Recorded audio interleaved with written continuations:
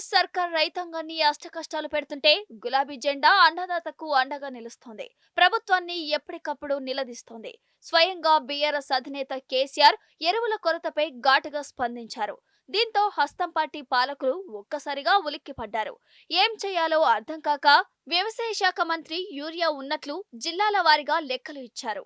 అయినా ఎరువుల కొరత అలాగే ఉండటం, అర్ధరాత్రి లేచి ఎముకలు కొరికే చలిని సైతం లెక్క చేయక రైతులు ఎరువుల కోసం క్యూ లైన్ కట్టడంతో మళ్లీ గులాబీ పార్టీ గర్జించింది.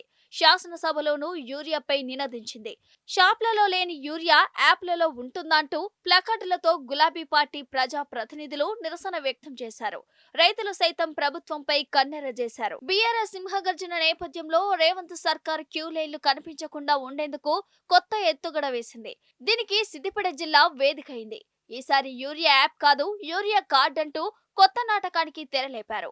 రైతులకు యూరియా కార్డు ఉంటేనే ఎరువులు అంటూ కలెక్టర్ వ్యవసాయ శాఖ అధికారులకు ఆదేశాలు జారీ చేశారు.